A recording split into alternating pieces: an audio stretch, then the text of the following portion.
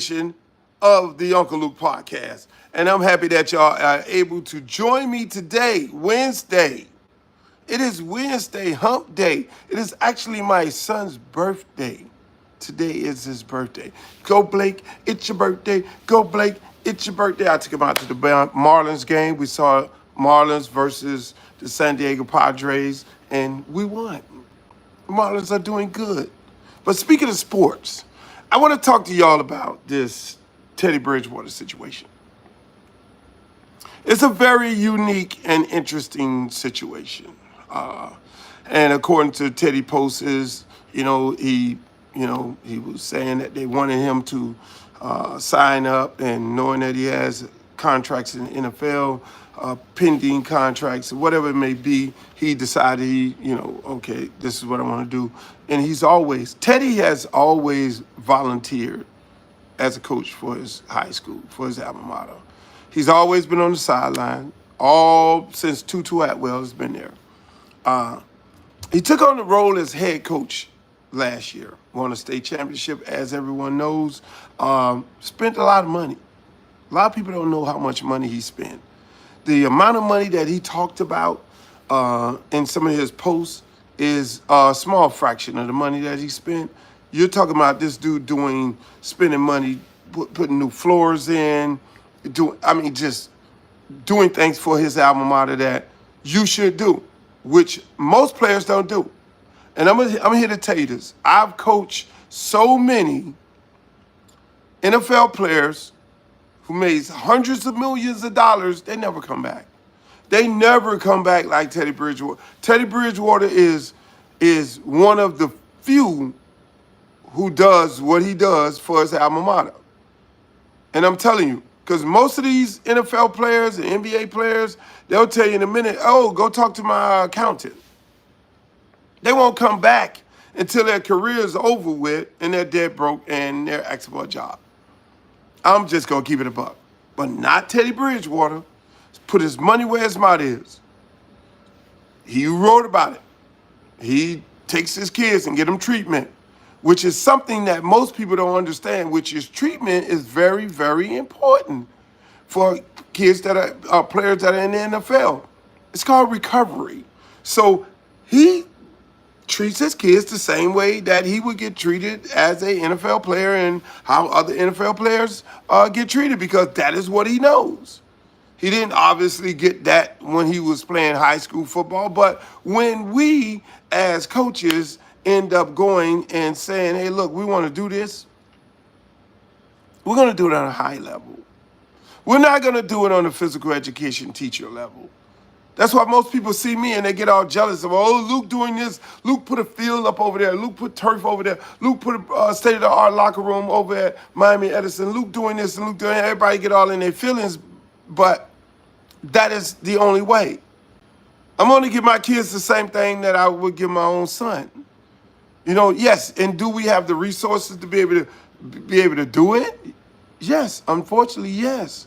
So I challenge all the other high schools who have a problem with what we do.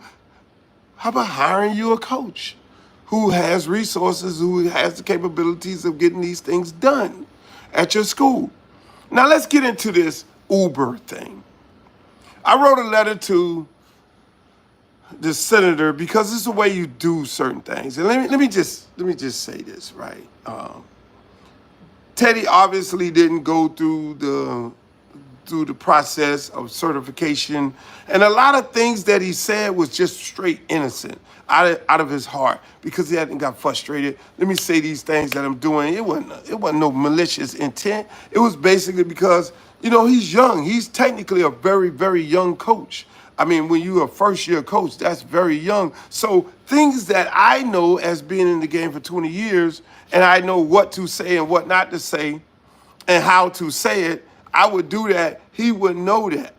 You know what I'm saying? So, and, once it goes, it goes. And so people don't take some of the things and want to apply the rules to it when it's coming from an innocent person like this. It's like the judge and the jury. The judge, yes, we know There are certain laws that are broken by innocent people who are doing it in an innocent way and not necessarily a malicious way. But unfortunately, in this case, people want to, assume it being malicious intent when you're talking about Uber rides. See, I'm going to just give y'all that. Let me just go right there with Uber rides. Uber rides, right now in this climate, the rules say you can't do Uber rides. That's understandable. But the rules were put in place when there were boundaries, when it wasn't open enrollment, when it wasn't you can go to another school. Those rules have changed. So when those rules have changed, a kid could be living in Miami Gardens and playing in Liberty City, which is probably 15 miles away. You could do that right now. Before, you couldn't do that. So before, it was you going to your home school. Your home school, 9 times 10, you could walk from your home school. And if you lived at the extent of the boundaries of your home school, then there was a bus that took you to pick you up, and it took you to the school because that fell in your boundaries. That's not happening anymore. So that's when that rule applied, when it said, oh, well, what's the point of you being able to do a ride share or buying a cab or all this and doing that? No. We're living in different times. You guys changed the rules, and you didn't adapt the rules to right now. You didn't change the rules for open enrollment, school choice, and what it's really called. Parents could choose whatever school they want to go to. A senator passed that bill when she wanted her daughter to go to a certain school in North Florida to play volleyball, and she just didn't understand why her daughter couldn't go to another school and she had to go to her home school. And so they changed our daggone rules. And so that's what it is right now. But that's when they did that, they needed to make an adjustment to these rules. And those rules may apply to these beautiful. Those are different sets of rules. Totally different sets of rules, people. You can afford it. I can afford it. And even my son, let me just tell you this. Let me give you a scenario. High school football game's over at 10 o'clock at night. The game is over. Bus drives to the school. Gets there about 10:45, 11 o'clock. Unless if you're playing in Homestead. If you're playing in Homestead somewhere and you got to get back to Miami Edison, that's going to take you an hour and a half, 2 hours. And it goes back to me appealing to the Florida High School Association of changing that, because our kids are getting home at 12 o'clock at night, and by the time they shower and take the clothes off and do all these different things and get dressed and get ready to go, it's almost 1 o'clock at night. But no, not the Florida High School Association. They say, oh, you can't, we don't want you to change boundaries and all that. Well, you can play locally in your neighborhood and your kids can get home at a reasonable time. That's a whole nother conversation. But it goes into this Uber ride conversation. So now my school and other schools and Teddy School and other schools and Carroll City and all these other schools, they're in blighted neighborhoods. They're in tough neighborhoods. So, according to the rules, hey, kids getting home at 1 o'clock at night. We get into the building at 1 o'clock. Not getting home. Mom is at the club. Our dad was supposed to come pick the kid up and he got in an accident along the way. Kid is still sitting out there because there's no man or no kid left behind. Kid is sitting out there, and we're sitting there. Hey, son, where's your parent? And some cheerleaders over there. Where are your parents? Are they coming to get you guys? We're calling my mom. Call your auntie. Call somebody to come pick you up. So then you're looking at the time and you're saying, oh, man, it's later. But technically, according to the rules, you can't put the kid in an Uber and send the kid home. Oh, that's a violation. You're recruiting. I'll give you a better one than that. They talk about food, pregame meals. Yes, pregame meals are paid for. I pay $400 a game. There's nobody paying that.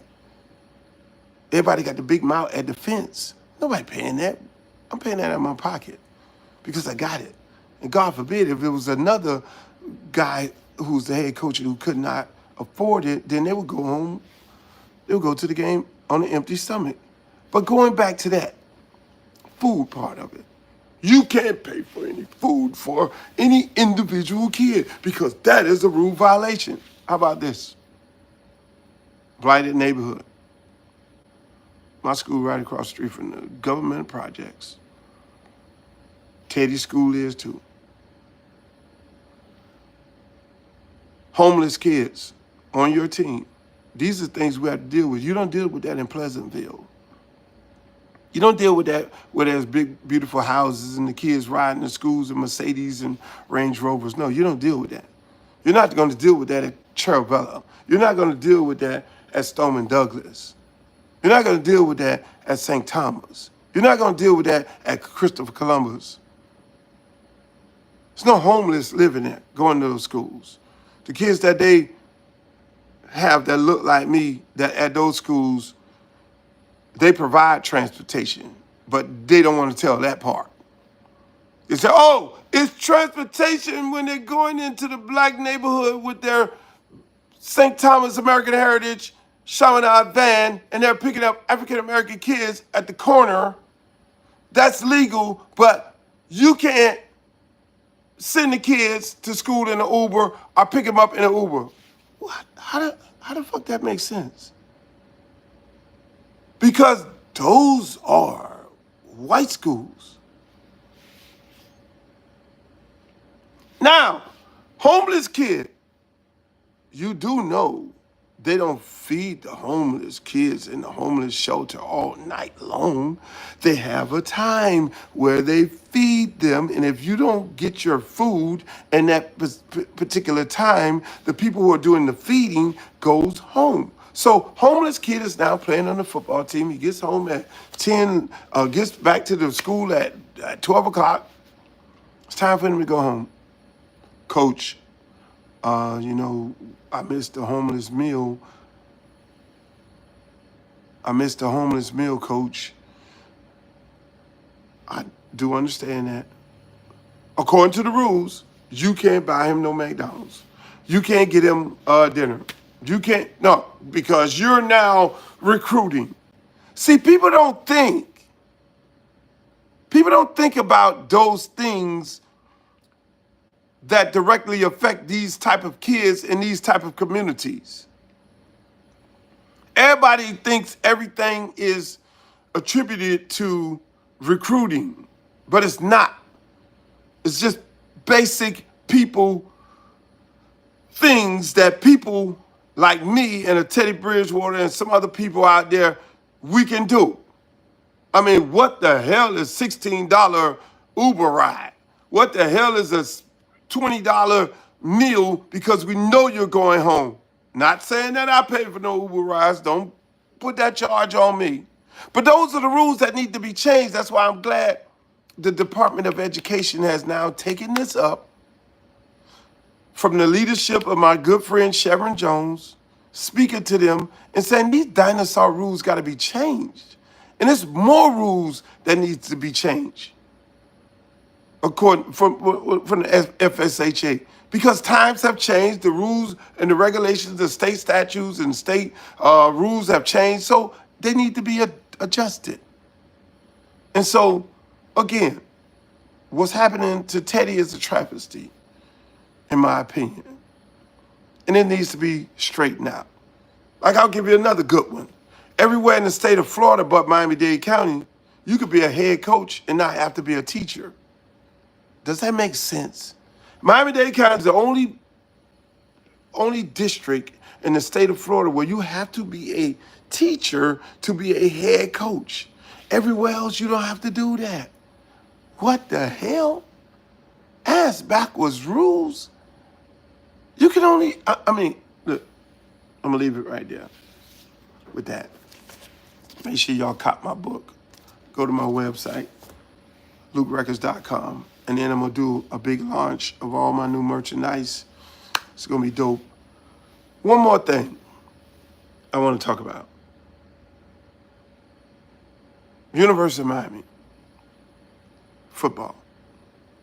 There have been some things said online. There have been some Twitter spaces, which I'm not going to do anymore, taken out of context, taking a few lines out of context and putting it on Twitter space, adding Mario Cristobal and Mirabal and Dennis Smith and these people. Let me just say this.